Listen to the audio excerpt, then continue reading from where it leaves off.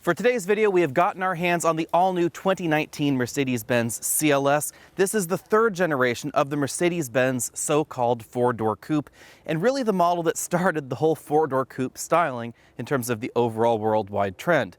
You can think of the CLS as a styling exercise on the E-Class. That's probably the best way to think of it, because an awful lot of the vehicle is shared directly with the E-Class, but the overall style is unique. The goal of the CLS, and really any of these so-called four-door coupes out there, really is to give a little bit of extra style to what would otherwise be a four-door sedan. So we have a slightly different style up front than we see in the E-Class. So it's a little bit less traditional, a little bit more aggressive.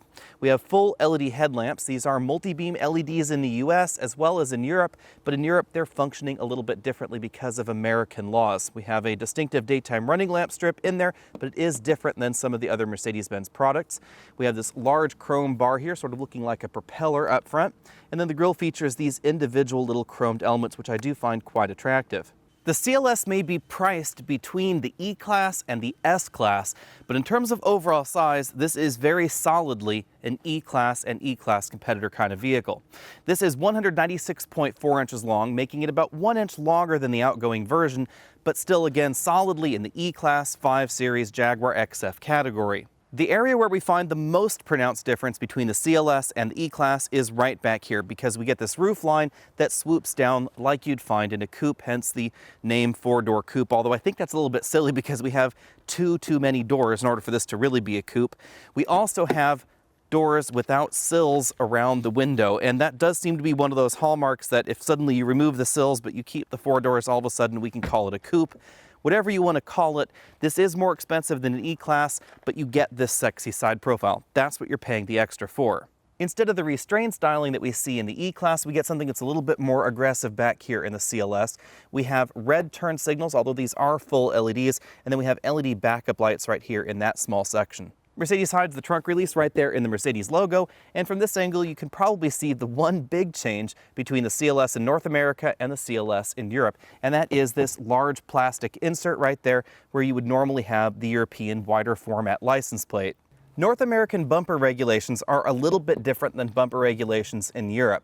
And Mercedes seems to be one of the few manufacturers that really tries to still comply with that North American rule. So they've inserted this little add-on right here in order to help achieve that. But I think it actually really detracts from the overall design of the CLS, and I like it much better in Europe. Now, fortunately, this does appear to be a separate module, so I suspect you might be able to have the dealer remove this insert and then just put the license plate where they would in Europe. Let me know if you've been able to do that yourself down there in the comment section below. It looks like it's possible, but I haven't been able to get confirmation on that. Under this hood, we find what I think is actually the most interesting new engine from Mercedes in several years. It's an all-new 3-liter inline-6 engine. This is the first inline-6 that Mercedes has made in decades. But the inline-6 design isn't what I find interesting. It's that all versions of the inline-6 will be mated to a mild hybrid system, including the AMG versions. This hybrid system is an all-new design for Mercedes. It combines a 21 horsepower electric motor that's capable of producing 184 pound-feet of torque with their inline-6 engine, and in this vehicle, a 9-speed automatic transmission. This is a mild hybrid system, so the electric motor is not capable of driving the vehicle forward in its own right. The electric motor is simply used for energy regeneration back into the battery, powering the electric systems as the vehicle is moving forward because it functions as an alternator as well. But when needed, the car can use that electric motor to add torque and add horsepower to the overall combined figures of the vehicle. But it won't do it for a long period of time. So if you floor the vehicle, you'll get that burst of torque, burst of horsepower from that electric motor, and then it will actually sort of throttle it back as you accelerate. Other manufacturers have made mild hybrid systems and start-stop systems before, and on the surface of things, this just sounds like a slightly beefier start-stop system. But what's different between this system and what we find in the start-stop systems in BMWs and Audis, etc. out there, is that we have a much larger battery. It's a 1 kilowatt-hour battery, and the electric motor generator unit can generate more power. That allows this CLS to have an electric air conditioning compressor in addition to the electric water pump, electric power steering system, and all those other electric systems. So we don't have any belts on the front of the engine, so we have some reduced maintenance points there. But most importantly, when the engine is stopped and you're at a stoplight and you're in Houston and it's 100 degrees outside, the air conditioning is still cooling the cabin, and that's not what we see in competitive start-stop systems. So in this vehicle, the start-stop system will actually be able to save you fuel in those hotter climates. In addition, because the motor is much more powerful than those other start-stop systems, the engine restarts very, very rapidly, and it's almost unnoticeable. This engine will also stop if you're coasting. So if you're just coasting down the highway and you're in the eco mode, it can actually turn the engine off and then restart it in an instant if you need acceleration again. This engine comes in two different power levels. We have the base CLS 450, which is what we're driving right here. That gets you 362 horsepower and 369 pound-feet of torque. Then we have the CLS 53, which uses the same basic engine, but it adds an electric supercharger, again enabled by the 48-volt electric system. That bumps you up to 429 horsepower and 384 pound-feet of torque. Bearing in mind that this is a very competitive segment and the CLS is more expensive than the Mercedes-Benz E-Class, I'm going to give these front seats 8 out of 10 points when it comes to our overall seat comfort index. Although these seats do have a 4-way adjustable lumbar support and an extending thigh cushion over there, and we have a tilt telescopic steering column over here, I did find the seats in the modern 5 Series in the upper level trims a little bit more comfortable than what we see here. I also find the top-end seat packages in the E-Class actually a little bit more comfortable than the CLS as well. It's mainly because of the way that this bottom seat cushion adjusts. I can't get the front of the seat to move up as high as I would like, and of course, this segment also has available massage, and we don't have that in this particular CLS right here. You can get it, of course, and that would bump up the overall score. As you'd expect in a vehicle in this price category, the passenger seat has the exact same range of motion as the driver's seat, including the 3-position memory over there on the door. Although the front seats are largely similar to the E-Class, headroom is a little bit more limited up there. Hopping into the back, headroom is a great deal more limited than the E-Class, and I actually can't really get back there to the headrest without craning my head to one side. There just isn't enough headroom back here. Legroom is fairly generous. I have about 3 or 4 inches sitting right there behind myself. And new for this generation of CLS, we have a middle seat back here, although this middle seat is actually still even tighter than the outboard seats. Now, if you're transporting people that aren't as tall as I am, they'll probably still be comfortable back here because the CLS is just as wide as the E-Class. If I move all the way over to the right side of the cabin, this front seat is all the way back in its tracks. I have troubles fitting my feet down there in the footwell, but I actually have just a hair of legroom left. Rear seat passengers get a fold-down center armrest with cup holders that pop out of the front of this console, and then we have a small storage cubby right there as well. Rear seat passengers also get 2 air vents right there, and the center console features a 110-volt inverter, 5-volt USB charge-only port, and a 12-volt power port. Improving cargo practicality, the rear seats fold in a 40-20-40 folding fashion, so that way you can fold that center section independently of the outboard side. In addition to limited headroom on the inside, the other sacrifice you have to make for the sexy styling of the CLS is more limited cargo capacity, because behind the trunk lid we find just under 12 cubic feet of storage space. That's definitely on the low side for a mid-size luxury sedan. Even though cargo room is a little below average in the 6 Series Grand Coupe as well, you'll still find several cubic feet more than we find in the CLS, and you'll find nearly double in the Audi A7. That's primarily because it is not a traditional sedan shape like we find in the CLS with the dedicated trunk. It actually is a liftback, and you do get a little bit more cargo room as a result. If we lift up the cargo area load floor, we do find some additional storage space right down there, but we don't have a spare tire. As we look around the interior, keep in mind that we are in a CLS model with a decent number of options. We have a pretty standard sized moonroof right there over the driver and front passengers' heads. The model that we're driving has the highest end Burmeister sound system available, so we do have speakers integrated right here into the ceiling. Those are sort of positioned right there above the rear passenger's knees. We then have speakers on either side of the cabin, positioned sort of behind the driver and passenger up front. And moving back to the front, there's even a speaker right here near the vanity lights and the controls for the moonroof. The driver and front passenger get height adjustable shoulder belts, and we have 4-way adjustable headrests. They are powered up and down, and then you press this button right here to move them forward and backward. From this angle, you can see that we have pretty aggressive bolstering on the seat back cushion. It's a little bit less aggressive on the seat bottom cushion. You can see that we have this somewhat eccentric and very linear lined pattern to the stitching on the seats up front, and that continues out back as well. As you'd expect out of a car in this price category, the front doors are made from all soft touch materials. In kind of an interesting twist, you'll notice that the speaker on the front door, the larger speaker, is right down here closer to where the door would actually open and a little bit further away from the hinge. Most of them are sort of up there in that area. As you'd expect out of a Mercedes, there is plenty of real wood trim on the doors. We have a 3-position seat memory there, the controls for the heated and ventilated seats, and then another laser-cut speaker grille right there.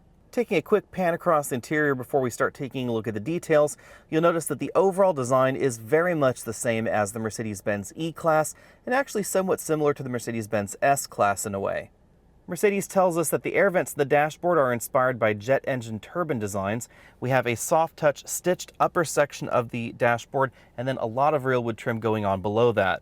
The glove compartment is a combination bin and slot style compartment. So there's a little bit of a bin area here, but most everything is going into that slot compartment right there. In addition to the selectable ambient lighting color we see right there, if I toggle the climate control temperature up and down, then the vents on each of the corresponding zones actually matches what's going on there. So if I increase the temperature, all the passenger side vents go red. If I decrease the passenger, they turn blue. Much like we see in the Mercedes S-Class, the CLS gets 2 very large LCDs right here in the dashboard. The one in the middle is used for the infotainment system. Now, this is not Mercedes' latest infotainment software. We don't see that in this particular vehicle just yet, even though this is brand new. Mercedes is rolling that out slowly over their lineup, and we do expect to see it in the CLS eventually. But this does have the latest version of the former generation command system that features Apple CarPlay integration, as you saw right there. It also has built-in navigation, obviously Sirius XM, satellite radio, etc. The system is highly configurable. Continuing down the dashboard, we find those 4 large air vents, even more of that real wood trim, the controls for the front 2 climate control zones, an analog clock, and then we have some direct access buttons to navigation, radio, media, the telephone, those vehicle systems right there. You can either use the menu system or you can hit those direct access buttons for some greater ease in accessing those features. Behind door number 1, we find 2 cup holders right there, a place where you could put your smartphone and then a smartphone USB interface. Now, rather unfortunately, if you are using this interface and you want to put large cups in that cup holder, then those can get in the way just a little bit. But the cup holders themselves are large and we're easily able to accommodate large takeout drinks. This generation of the Mercedes infotainment system continues to use a combination rotary dial and trackpad to interact with the system. These are 2 of the 3 ways you can interact with the system, and it's up to you which one you would like to use. They basically all will do the same thing. You can use this trackpad right here to move around your cursor in the system, or you can use this rotary dial as well.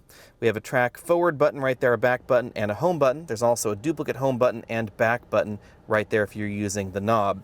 Over here is where we change the drive mode between individual, sport, sport plus, comfort, and eco, a button to raise the air suspension, a button to turn on the 360-degree camera system, enable auto start-stop, open and close the rear sunshade, volume, and a power button for the sound system. Between the driver and front passenger, we have a padded center armrest that splits in the middle when it opens right like that. Inside, we have a moderately sized storage compartment with 2 USB inputs and a 12-volt power port. In addition to the click wheel and touchpad, we also have a little finger touchpad right here on the steering wheel. This is sort of like an old BlackBerry. This allows you to interact with the command infotainment screen right there. You can see I can actually scroll along to an option, I can actually click that option, and you can interact with just about everything in the system using this button arrangement on the steering wheel, just like you could with the trackpad or that rotary dial. The LCD instrument cluster is controlled via a very similar touch arrangement on the other side of the steering wheel. There are 3 different general display layouts that you can choose from: a sport display, a more classically styled display, and the progressive display that we saw earlier. Right in the middle of the progressive display, you'll notice that we have an EQ power and charge gauge that lets you know what that hybrid system is up to. The steering wheel is a round design. We have some sport grips up top. These are those touch controls I showed you a little bit earlier. This one relates to that screen. That one relates to the one in the center of the dash. We have the controls for the radar adaptive cruise control over here on the left, and then more infotainment-centric controls over here on the right, including a favorite button, and then dedicated phone hang-up and pickup buttons. Paddle shifters are on the back of the steering wheel. We have down on the left and up over there on the right, and they do move with the steering wheel. Before we dive into the numbers, let's talk about how this hybrid system works first. Some people call this a full hybrid, some people call this a mild hybrid. Under the hood, the engine is thematically a little bit more similar to some hybrids in America, with the fact that there are no accessories directly attached to the engine with belts. Instead, everything is driven off that 48-volt electric system. But unlike hybrids, again, the motor can't drive the car forward. So the overall feel of this car is actually a little bit more like a traditional Mercedes with an auto start-stop system. But this auto start-stop system is very, very quick. It starts the engine much more rapidly than any of their systems in the past, and again, feels more like a hybrid. Because in a lot of hybrids out there, you get that feeling of the electric acceleration right away, and then just a millisecond later, we get the engine kicking in very smoothly and taking off. And that's exactly what we see in the CLS 450. That instant start ability is really one of the big benefits to putting the motor where it is and having the motor as large as it is. Because 180 pound-feet of torque is an awful lot of torque, and the only real way to deliver that to the engine is that same mechanical way rather than having it connected via a belt. With all that out of the way, let's get into the numbers. 0 to 60 happened in 4.4 seconds, which is interestingly enough exactly the same as the last generation CLS, even though that had a bi-turbo V8 in it. And that's because of the way that the power is delivered out of this engine. We get the stout power from that 3-liter inline-6 turbo engine, and then we get the additional power and torque from the electric motor. And Mercedes chooses not to add those two numbers together in any respect. When you take a look at the horsepower and torque figures from the 3-liter inline-6, those figures do not include the electric motor's assist, even though this electric motor does add to the total and can actually bring the total above those numbers. Mercedes chose not to add the numbers together because of the way that they're using the electric motor in this drivetrain. The electric motor does add torque at the bottom and at the top, and even under full acceleration, if I floor the car, I actually see that the power gauge is all the way up there on the electric motor gauge. But it's not adding it for a long period of time. After a few seconds, it'll actually start dropping that power output from the motor down. And that's because the battery is not terribly large, and the whole system is not designed to have that motor operate the same way that it would in something like a Prius or a Honda Accord hybrid. This is a different kind of hybrid. In our braking tests, this model stopped from 60 miles an hour back to 0 in 106 feet, which is very short for the mid-size sedan segment. Keep in mind that this is still a mid-size sedan. Even though it is more expensive than an E-Class, it's really right around the same length as the E-Class, the 5 Series, the Jaguar XF, etc. And with that category and the overall price tag of this in mind, I'm going to give handling an A-. That's because the CLS is notably more expensive than an E-Class. So an E-Class that you spent this much money on would actually handle a little bit better than this particular CLS, because you could get a mid-level AMG trim, or you could get something like a BMW M550i. Those will both handle and accelerate better than the CLS that we're driving right here, even though they'll cost about the same amount. That's because, as I said before, the CLS is a styling exercise based on the E-Class. So the overall dynamics of the vehicle are very E-Class, but the look is a little bit more stylish, a little bit more sleek, a little bit sportier. But that doesn't change the way the vehicle drives out on the road too much. As you'd expect out of any Mercedes with their aromatic suspension, the ride is very, very good in the CLS, even though this has a sporting mission in mind. And that's because of the way that air suspensions operate. If you're not sure whether you'd like an air suspension in your next vehicle, I recommend finding a vehicle where you can get an air suspension as an option, drive the vehicle with and without the air suspension back to back, because they do feel a little bit different than a standard adaptive suspension like we'd find in some of the competition. This vehicle has the ability to raise the ride height. We have an actual raised height button right there. So if you're driving on a surface that's a little less than perfect, or you're in a parking lot and you're worried about scraping something, you can raise the vehicle up. It's one of the benefits to an air suspension. The downside is that the vehicle can feel a little bit more floaty-boaty than you'd think the vehicle otherwise should. That's not because the body motions are uncontrolled, but because of the way the air suspension works, we can get a little bit more roll in the vehicle than in alternative suspension designs. So that is something to keep in mind. Back out on the road, the air suspension is definitely noticeable. This has a very supple ride to it. We sort of float over some of the larger imperfections out on the road, and this definitely removes all of the small road imperfections. So if you're looking for a very comfortable highway cruiser, this is definitely going to be the car for you. That's also noticeable when we take a look at the cabin noise score, because at 68 decibels, this is a very quiet cabin. And that's something that Mercedes has long been known for, so it's not really a surprise, but it does help this model get an A+ when it comes to our cabin noise score.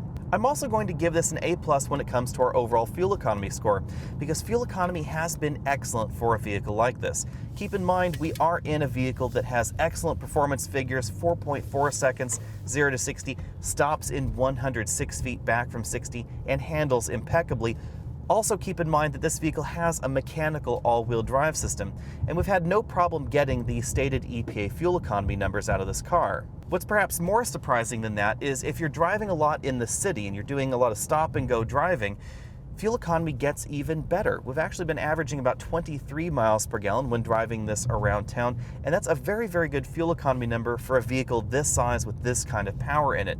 And that's all because of the mild hybrid system that's under the hood. This is definitely going to be more fuel efficient than something like a BMW 540i or the Jaguar XF with the 3-liter supercharged engine, even though something like that XF is not going to give you the kind of performance that we have out of this combined hybrid system. If you've watched this channel for any length of time, then you know that I do generally seem to like hybrids. Unless the hybrid system is over funky or not very practical, generally I'm fine with hybrid systems.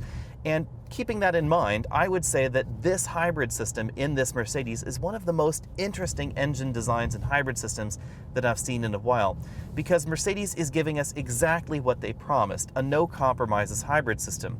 This feels very much like everybody else's start-stop system in the luxury segment, but it's better in just about every other way. We have the ability to spin the engine up faster and smoother than we find in competitive start-stop systems. We can actually leave the engine stopped at stoplights and still enjoy the air conditioning in the summer, something that I've complained about in other start-stop vehicles before. And then of course we get the extra oomph out of the electric motor as well that adds to the performance ability. And then if you were to get the CLS 53 AMG version, which uses the same basic engine but adds an electric supercharger, then you'd get the next level in benefit from the 48-volt electric system. The ability to have that supercharger spin up almost instantly after the engine has been stopped to give you even better low-end performance than we see in this model.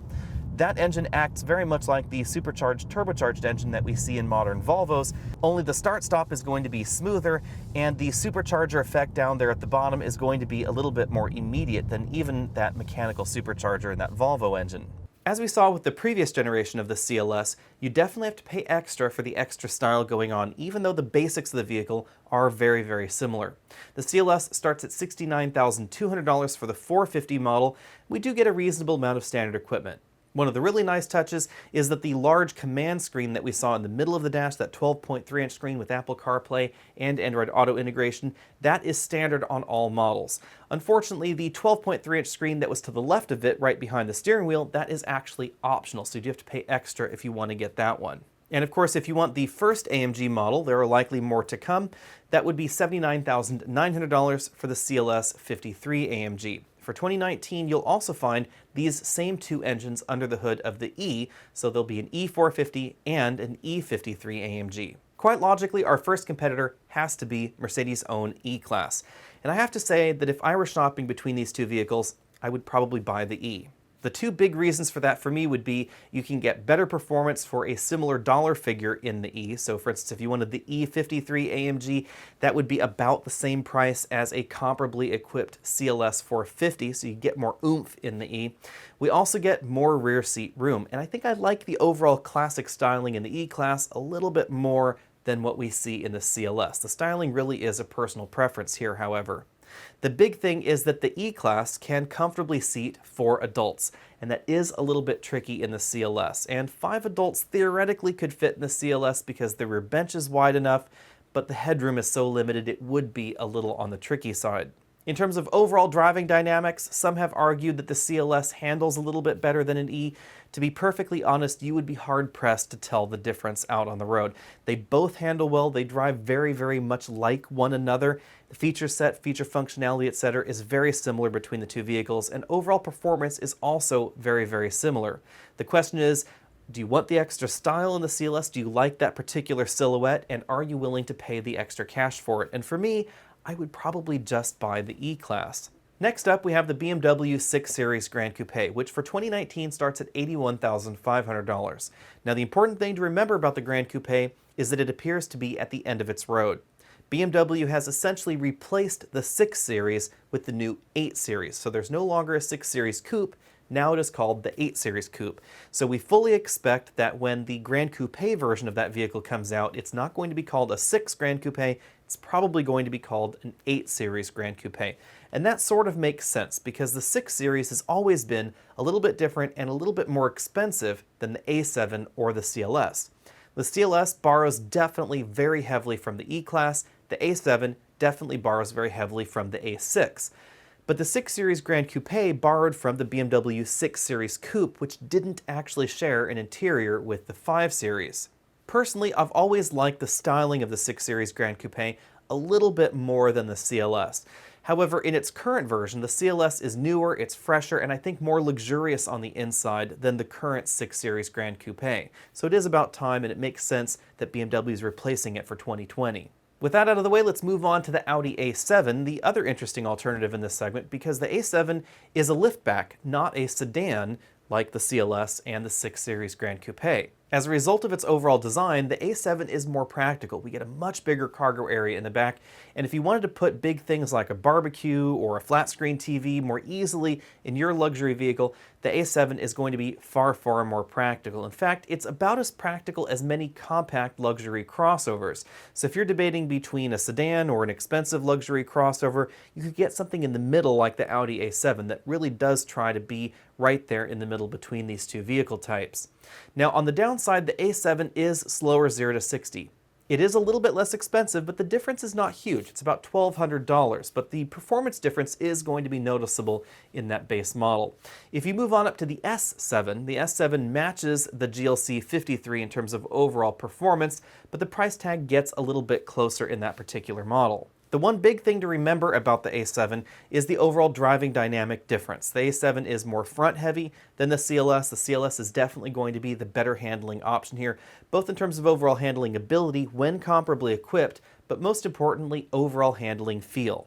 The other big advantage that the CLS has over the A7 is the overall fuel economy, and that is pretty big when you really dig into the numbers. The CLS 450 is about 2 miles per gallon more efficient than the A7 overall, a little bit more in real-world driving, but by the time you move up into the S7 versus the CLS 53, then the fuel economy jump is actually 5 miles per gallon. That's a pretty big deal. That's all thanks to the new Mercedes mild hybrid system and everything that Mercedes has done to try and make that vehicle as efficient as possible. Audi isn't resting on their laurels. They do have their own mild hybrid systems, very similar to what we see in the Mercedes, planned for upcoming vehicles, but we don't see that in this time in the A7 or S7. My bottom line with the CLS for 2019 is that if you like the overall style and you like the overall price tag, then go ahead and buy one. There is nothing wrong with the CLS at all. In fact, I really love their new engine under the hood.